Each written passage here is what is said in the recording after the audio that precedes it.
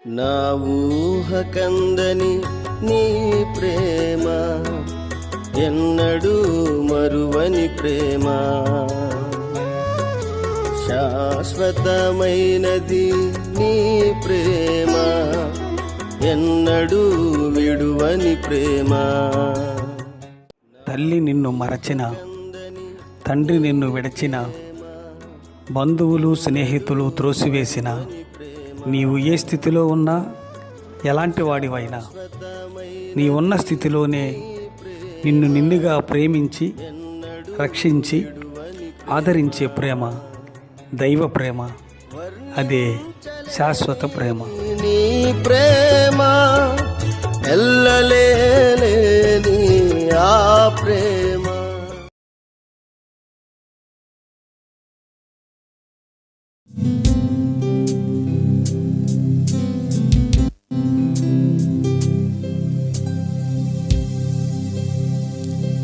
నీవే నా ప్రాణము, నీవే నా సర్వము, నీవే నా జీవము యేసయ్యా. నీవే నా ప్రాణము, నీవే నా సర్వము, నీవే నా జీవము యేసయ్యా.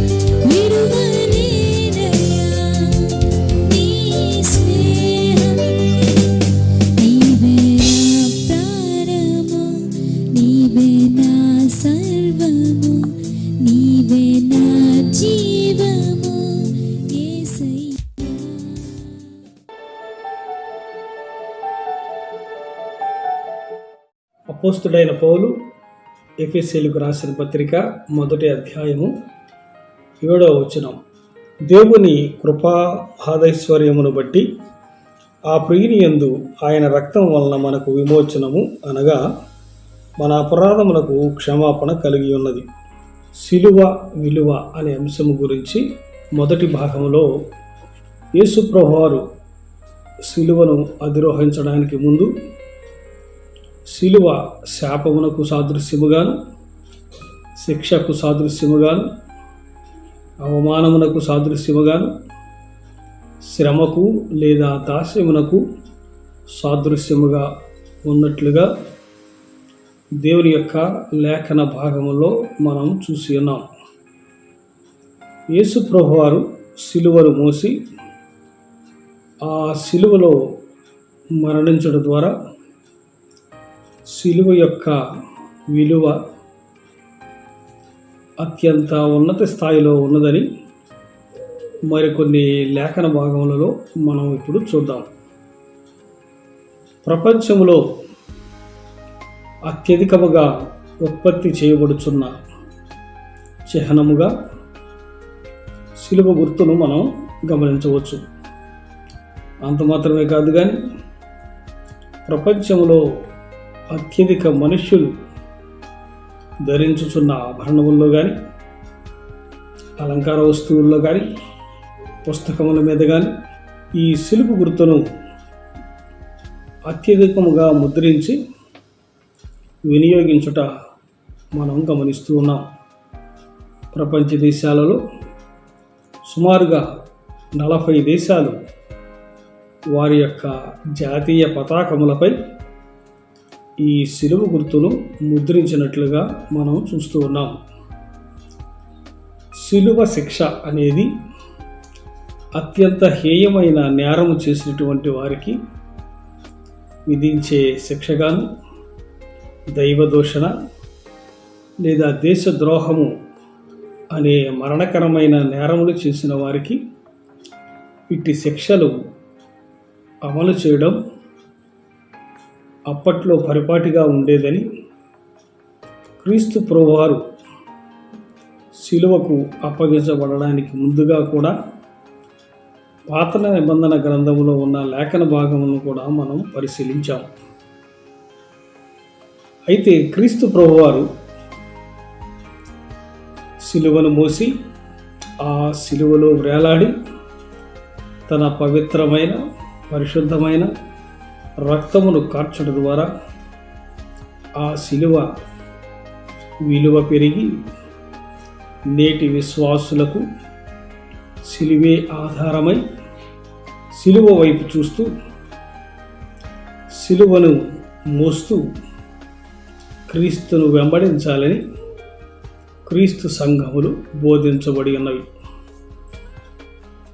అట్టి సిలువ విలువను ఈ భాగంలో మనం తెలుసుకుందాం. అంతకంటే ముందుగా ప్రపంచంలో అప్పటి వరకు అనగా క్రీస్తు సిలువ వేయబడే వరకు ఆ తర్వాత కానీ ఉపయోగించబడిన కొన్ని సిలువ యొక్క ఆకారములను 1-2 నిమిషాలు మనం పరిశీలిద్దాం. ఆ దినములలో శాపగ్రస్తమైన నేరము చేసిన వారిని మ్రానుపై వేలాడదీసి మరణదండన విధించుట మనం పురాతన చారిత్రక గ్రంథాలలో మనం పరిశీలించవచ్చు. కొన్ని రకాల సిలువ గుర్తులు మనం చూసినప్పుడు గ్రీకు యొక్క సిలువను మనం పరిశీలించినప్పుడు అది ప్లస్ ఆకారంలో అనగా ఒక నిలువుకమయు ఒక అడ్డకమయు సమాన భాగాలలో బిగించబడినట్లుగా మనం గమనించవచ్చు. అదే రీతిగా లాటిన్ సిలువను మనం చూసినప్పుడు ఈ సిలువ యొక్క అడ్డకమ్మె పైకమ్మె చూసినప్పుడు అడ్డకమ్మె పైనుంచి క్రిందికి చూసినప్పుడు క్రింది భాగం ఎక్కువగాను పై భాగం తక్కువగాను ఉండేటువంటి సిలువగా మనకి కనబడుతూ ఉన్నది. అట్టి సిలువ మీదే యేసు ప్రభువారిని శిక్ష విధించి సిలువకు మేకులతో కొట్టినట్లుగా మనం చూస్తూ ఉన్నాం. బైజాంటైన్ అనేటువంటి సిలువ, దీని యొక్క చివరలు వెడల్పుగాను నిలువు కమ్మే అడ్డకమ్మే కలుసుకునేటువంటి ప్రాంతం సన్నదిగా ఉన్నట్లుగా పరిశీలించవచ్చు.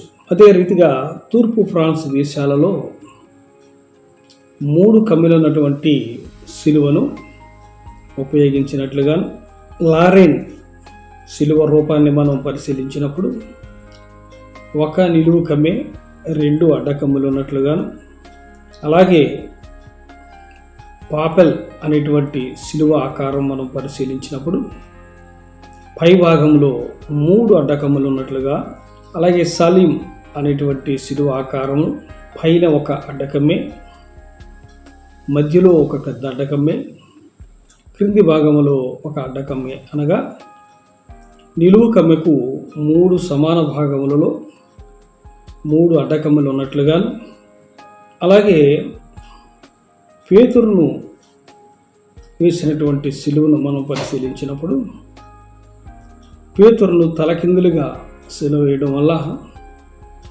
యేసు ప్రభువారిని సిలువ వేసినటువంటి సిలువను తలకిందులుగా చేసినటువంటి రూపాన్ని మనం కనుగొనవచ్చు. అదే రీతిగా ఇంటూ ఆకారంలో అనగా ఎక్స్ ఆకారంలో ఉన్నటువంటి సిలువ మీద ఆంద్రేయును సిలువ వేసినట్లుగా మనకు చారిత్రక ఆధారాలు దొరుకుతున్నాయి. ఈ రీతిగా అనేక రకాలైనటువంటి సిలువలను నేరం చేసినటువంటి వారిని శిక్షించడానికి ఉపయోగించినట్లుగా చరిత్ర గ్రంథాలలో మనం గమనించవచ్చు. ఏది ఏమైనప్పటికీ శిలువ శిక్ష అనేది అత్యంత హీనమైనదిగాను, విపరీతమైనటువంటి నేరం చేసినటువంటి వారికి మాత్రమే అది విధించే శిక్షగాను, అటు భూమికి ఆకాశమునకు కాకుండా మధ్యలో వేయబడేటువంటి మరణదండనగా మనము ఈ శిలువ శిక్షను గమనించవచ్చు.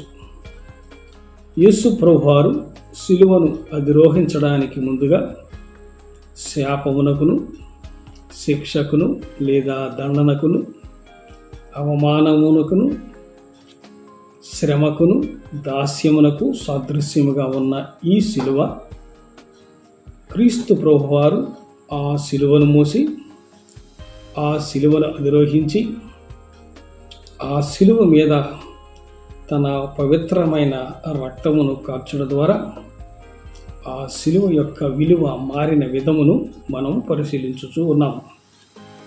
ఎఫెసీ పత్రిక 1వ అధ్యాయము 7వ వచనములో చదివిన రీతిగా క్రీస్తు అధిరోహించినటువంటి శిలువ క్షమాపణకు గుర్తుగా మనకి కనబడుచూ ఉన్నది. క్రీస్తు ప్రభువారు అధిరోహించిన శిలువ క్షమాపణకు గుర్తుగా మనకి కనబడుచూ ఉన్నది. శిలువ యందే మనకి పాప క్షమాపణ దొరుకుతుందని దేవుని యొక్క వాక్యము సెలవిస్తూ ఉన్నది. ఎంత ఘోర పాపము చేసినప్పటికీ, శాపగ్రస్తులమైనప్పటికీ శిలువను ఆశ్రయించినప్పుడు ఆ పాప క్షమాపణ మనకి దొరుకుతుందని ఈ లేఖన భాగం మనకి తెలియపరుస్తూ ఉన్నది. హెబ్రీ పత్రిక 9వ అధ్యాయం 20వ వచనం, మరియు ధర్మశాస్త్రము ప్రకారము సమస్త వస్తువులను రక్తము చేత శుద్ధి చేయబడిననియు, రక్తము చిందింపకుండా పాపక్షమాపణ కలగదనియు సామాన్యముగా చెప్పవచ్చును. హెబ్రీ సంఘానికి అపోస్తలుడైన పౌలు రాసిన ఈ లేఖలో రక్తము చిందించకుండా పాపక్షమాపణ జరగదని, కాబట్టి క్రీస్తు యొక్క శిలువలో ఆయన కార్చిన రక్తమును బట్టి పాపులందరికీ క్షమాపణ లభిస్తుందని ఈ లేఖనము నుంచి కూడా మనం అర్థం చేసుకోగలుగుతాం. కాబట్టి క్రీస్తు యొక్క శిలువ పాప క్షమాపణకు సాదృశ్యముగా మనకు కనబడుచు ఉన్నది.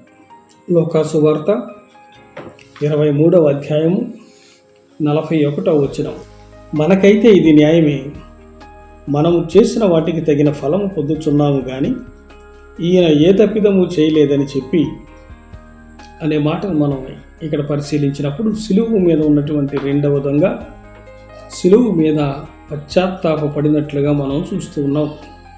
అందుచేతనే అతడు మొదటి దొంగను ఉద్దేశించి మాట్లాడుతున్న మాటను మనము పరిశీలించినప్పుడు మనకైతే ఇది న్యాయమే అని మాట్లాడుతూ ఉన్నాడు. ఎందుకనగా వారిరువురును నేరం చేసిన వారని, వారిరువురును దొంగలు అనేటువంటి పదము లేఖనంలో వాడబడి ఉన్నది. కాబట్టి ఆ నేరస్తులలో ఒకడైనటువంటి ఆ రెండవ దొంగ క్రీస్తు ప్రభువారి వైపు చూస్తూ తాను నేరం చేసిన వాడినని తన తోటి నేరస్తుడు ముందు ఆయన మాట్లాడుతున్నట్లుగా మనం చూస్తూ ఉన్నాం. తన తోటి నేరస్తుడిని చూస్తూ మనకైతే ఇది న్యాయమే అనే మాట అతను మాట్లాడినప్పుడు ఆ శిలువ మరణమునకు తగిన నేరము తాము చేశామని తాను పశ్చాత్తాపపడుతూ యేసు ప్రభువును చూచి నీవు నీ రాజ్యములోకి వచ్చినప్పుడు నన్ను జ్ఞాపకం చేసుకోమని కోరినట్లుగా మనం చూస్తూ ఉన్నాం.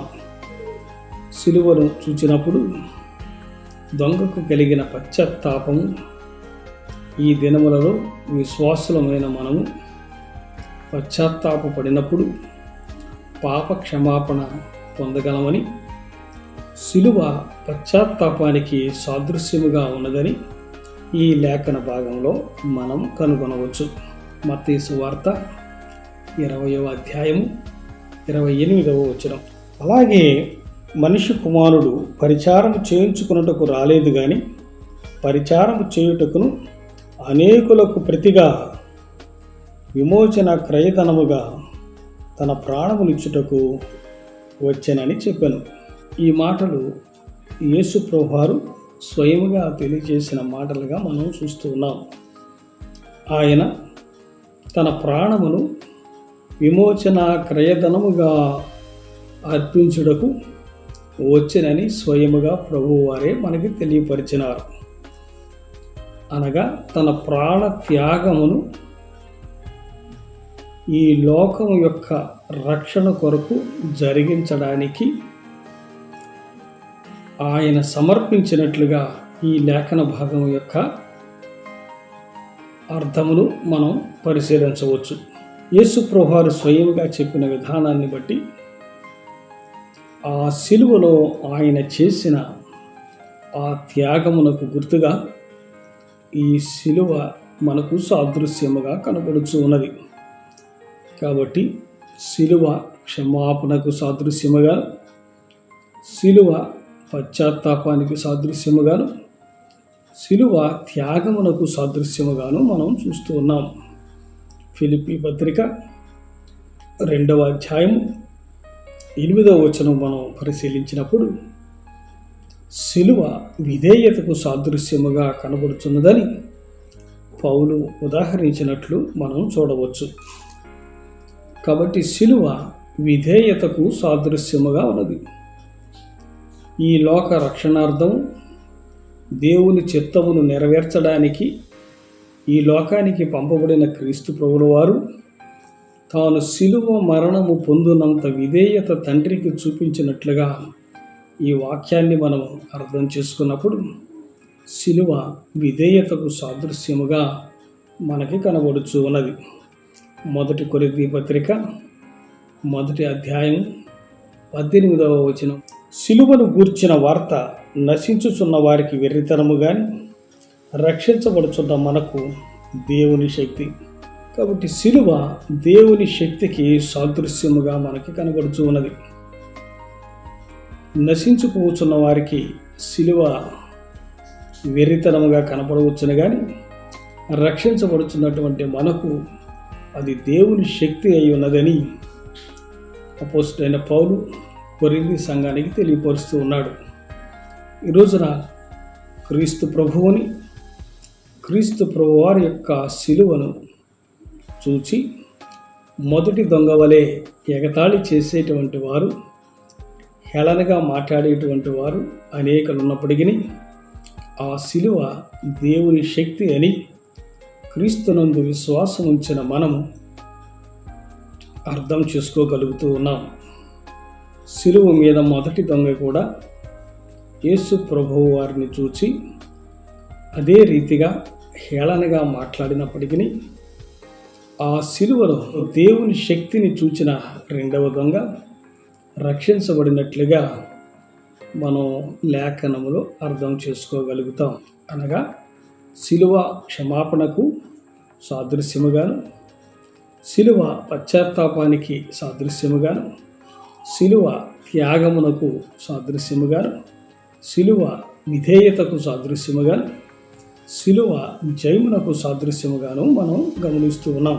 హెబ్రీ పత్రిక 12వ అధ్యాయం 2వ వచనం మనం చూసినప్పుడు, ఇంత గొప్ప సాక్షి సమూహము మేఘం వలె మనలను ఆవరించి ఉన్నందున మనం కూడా ప్రతి భారమును సులువుగా చిక్కులబెట్టు పాపమును విడిచిపెట్టి విశ్వాసమునకు కర్తయు దాన్ని కొనసాగించువాడనైన యేసు వైపు చూచుచు మన ఎదుట ఉంచబడిన పందెములో ఓపికతో పరిగెత్తుదము.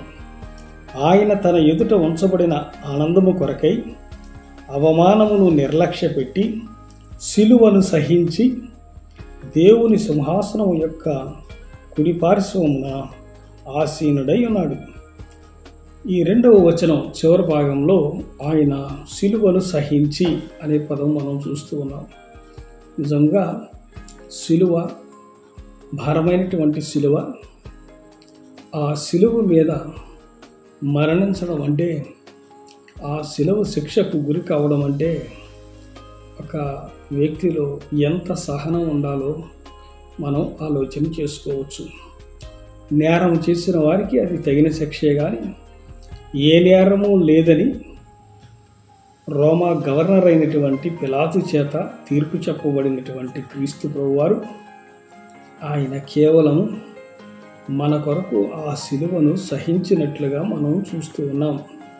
కాబట్టి సిలువ సహనమునకు సాదృశ్యముగా మనం గమనించవచ్చు.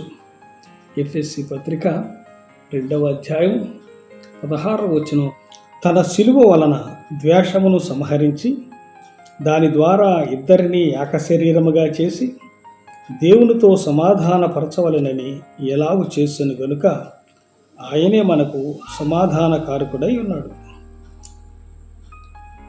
ఆదాము చేసిన పాపమును బట్టి మానవునికి దేవునికి మధ్య వచ్చినటువంటి ఆ ఎడమను, దేవునికి మానవునికి కలిగినటువంటి ఆ భేదమును ఈ సిలువ ద్వారా దేవుడు ఏకము చేశాడని ఈ వాక్యంలో మనం చూస్తూ ఉన్నాం. ఈ సిలువ మరణము ద్వారా ప్రభులు వారు దేవునికి మనకును మధ్య సమాధానమును ఏర్పరిచినట్లుగా లేఖన భాగం మనకి తెలియపరుస్తూ ఉన్నది.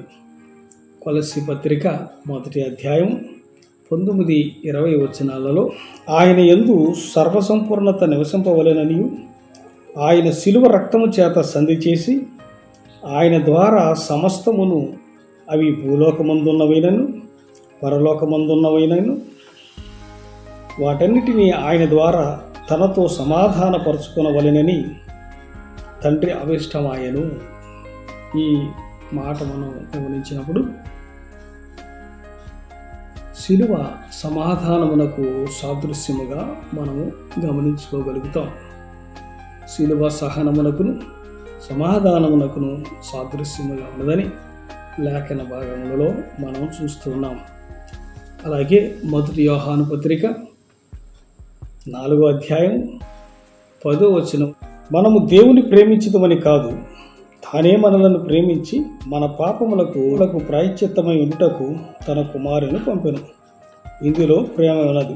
ఈ మాట మనం గమనించినప్పుడు సిలువ ప్రాయశ్చిత్తమునకు సాదృశ్యముగా కనబడుచు ఉన్నది.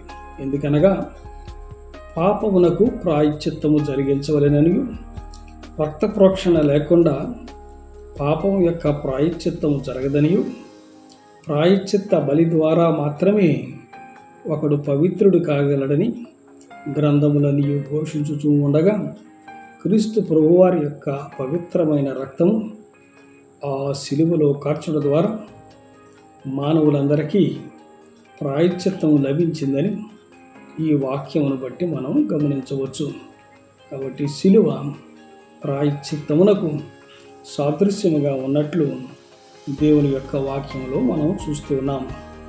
హెబ్రీ పత్రిక 9వ అధ్యాయం 14వ వచనం, నిత్యుడగు ఆత్మ ద్వారా తన్ను తాను దేవునికి నిర్దోషినిగా అర్పించుకునిన క్రీస్తు యొక్క రక్తము నిర్జీవ క్రియలను విడిచి జీవము గల దేవుని సేవించుటకు మీ మనస్సాక్షిని ఎంతో ఎక్కువగా శుద్ధి చేయను. ఈ మాటలు మనం పరిశీలించినప్పుడు ఈ శిలువ జీవమునకు సాదృశ్యముగా మనకి కనబడుచు ఉన్నది. శిలువ మరణమునకు శాపమునకు సాదృశ్యముగా ఉన్నప్పటికీ క్రీస్తు ప్రభువారు ఆ శిలువ మీద మరణించి మరణమును జయించడం ద్వారా శిలువ జీవమునకు సాదృశ్యముగా కనబడుచు ఉన్నది. 1 పేతురు పత్రిక 2వ అధ్యాయం 24వ వచనం, మనము పాపముల విషయమై చనిపోయి నీతి విషయమై జీవించినట్లు ఆయన తానే తన శరీరమందు మన పాపములను మ్రాను మీద మోసుకొనెను. ఈ మాట మనం స్పష్టంగా చూసినప్పుడు నీతి విషయమై మనం జీవించినట్లు, పాపముల విషయమై చనిపోయి నీతి విషయంలో మనము జీవించినట్లు ఆయన తన శరీరమును మ్రాను మీద మోసుకొనెను అని పేతురు మనకి స్పష్టం చేస్తూ ఉన్నాడు. కాబట్టి ఆ మ్రాను అనగా శిలువ మనకు జీవదాయకముగా ఉన్నట్లుగా మనం అర్థం చేసుకోవచ్చు.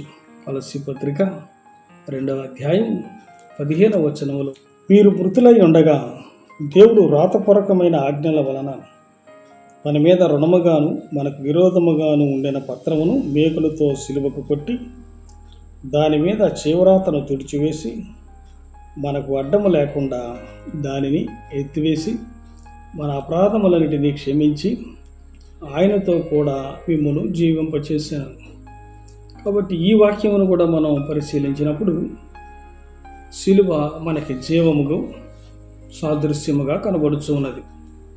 ఇశ్రాయేలీలు అరణ్యములో ప్రయాణం చేసినప్పుడు దేవునికి వ్యతిరేకముగా వారు ఎదురు తిరగడం వల్ల మరణకరమైనటువంటి లేదా తాపకరమైనటువంటి పాముల చేత వారు కరవబడి అనేకులు మరణిస్తూ ఉన్నప్పుడు ఇత్తడి సర్పమును చేసి దానిని ఏ రీతిగా స్తంభం మీద ఎత్తి పట్టుకున్నప్పుడు దానివైపు చూసినటువంటి ఇశ్రాయేలీలు ఎలాగున బ్రతికారో అలాగనే పాపం చేసిన మనుషులందరూ మరణమునకు పాత్రులై ఉండగా క్రీస్తు ప్రభువు శిలువకు ఎత్తబడడం ద్వారా ఆ శిలువ మీద ఎత్తబడినటువంటి క్రీస్తును చూచుట ద్వారా పాపులైన మనందరము నిత్య జీవం పొందవచ్చునని ఈ వాక్యము మనకు స్పష్టం చేస్తూ ఉన్నది.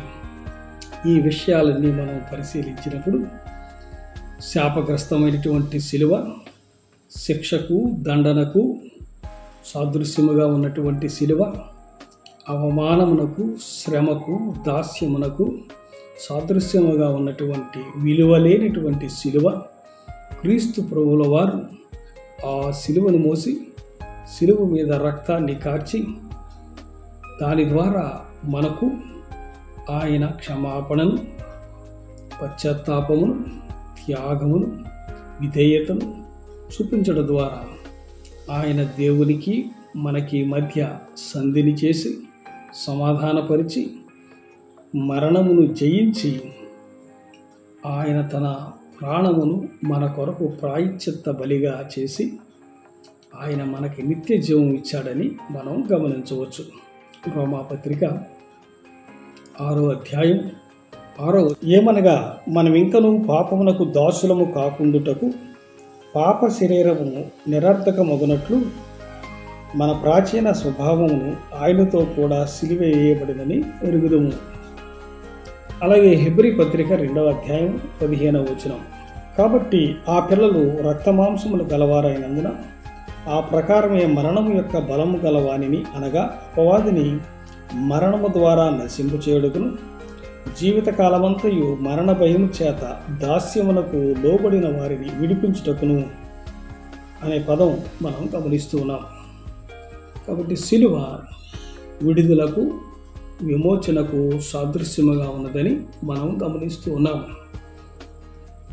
దాస్యములో సాతాను యొక్క బంధకముల్లో ఉన్నటువంటి వారిని విడిపించేదిగాను, విడుదల కలగచేసేదిగాను సిలువ ఉన్నట్లుగా మనం చూస్తూ ఉన్నాం. కాబట్టి సిలువ విడుదలకు సాదృశ్యముగా లేఖన భాగంలో మనకు కనబడుచు ఉన్నది. గలతీ పత్రిక 1వ అధ్యాయం 4వ వచనం, మన తండ్రి అయిన దేవుని చిత్త ప్రకారము క్రీస్తు మనలను ప్రస్తుతపు దుష్టకాలంలో నుండి విమోచించవలెనని మన పాపముల నిమిత్తము తను తాను అప్పగించుకొనెను. ఈ మాటలో స్పష్టముగా క్రీస్తు ప్రభువు వారు మనలను విమోచించడానికి ఆయన సిలువ మీద తన ప్రాణత్యాగము చేసినట్లుగా లేఖనము స్పష్టము చేయుచున్నది. కాబట్టి సిలువ విమోచనకు సాదృశ్యముగా ఉన్నది. మరొక సందర్భం మనం పరిశీలించినప్పుడు ఎఫెసీ పత్రిక 1వ అధ్యాయము 7వ వచనం, దేవుని కృపా మహదైశ్వర్యమును బట్టి ఆ ప్రియునియందు ఆయన రక్తము వలన మనకు విమోచనము అనగా మన అపరాధములకు క్షమాపణ కలుగుచూ ఉన్నది. ఈ మాటను కూడా మనం చూసినప్పుడు ఆయన రక్తం వలన మనకు విమోచనము లభించుచున్నదని చూస్తూ ఉన్నాం. కాబట్టి సిలువలో ఆయన కార్చిన రక్తం, ఆ సిలువ మనకి విమోచనకు సాదృశ్యముగా ఉన్నదని మనం చూస్తూ ఉన్నాం. అందుకనే అపోస్తలుడైన పౌలు కొరింథీ సంఘానికి రాసిన 1వ పత్రిక 23వ వచనం, అయితే మేము సిలువ వేయబడిన క్రీస్తును ప్రకటించుచున్నాము.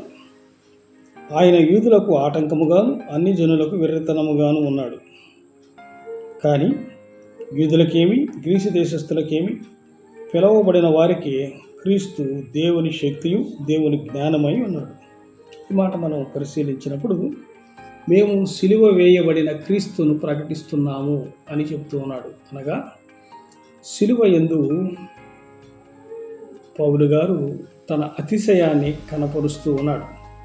గలతీ పత్రిక 6వ అధ్యాయం 14వ వచనం, అయితే మన ప్రభు అయిన యేసుక్రీస్తు సిలువ యందు తప్ప మరి దేని యందును అతిశయించుట నాకు దూరమును గాక.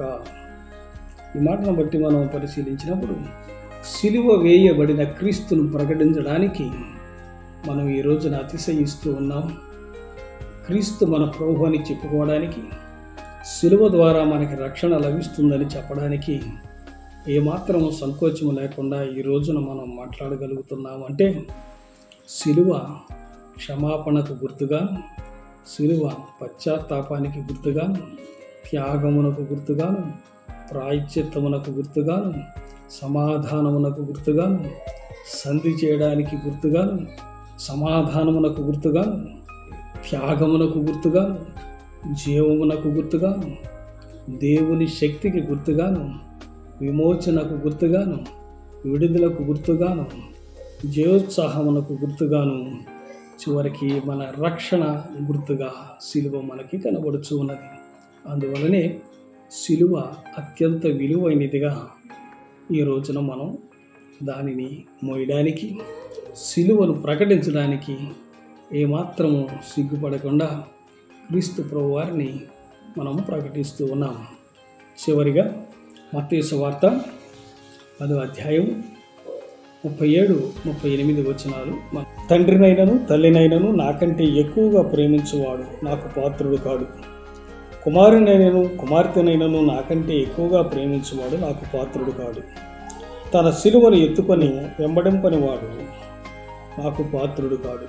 ఈ మాట మనం పరిశీలించినప్పుడు తన సిలువను ఎత్తుకొని క్రీస్తుని వెంబడిస్తేనే ఆయనకు మనం పాత్రలం అవుతామని యేసు ప్రభు వారు తెలియపరిచారు. అనగా సిలువను మోయడం అనగా మన యొక్క పాపమును, మన యొక్క శాపమును ఆయనకు అప్పగించడం అని అర్థం. ఎవరైతే తమ పాపముల నుండి, తమ శాపముల నుండి తమకు రావలసిన శిక్షను భరించడానికి క్రీస్తు ప్రభువారు ఈ లోకానికి వచ్చి అందరి నిమిత్తము ఒక్కసారే తన యొక్క ప్రాణత్యాగము ద్వారా రక్షణ ప్రసాదించారని నమ్ముతారో అట్టి వారందరికీ సిలువ నిత్య జీవముగాను, రక్షణకు సాదృశ్యముగాను ఉంటుందని మనం అర్థం చేసుకోగలుగుతాం. అట్టి విలువైన సిలువను మనందరం కలిగి ఉండి దేవుని రాజ్య వారసత్వం కొరకు దేవుని సన్నిధిలో కనిపెడదాం. దేవుడు మిమ్మల్ని దీవించునుగాక.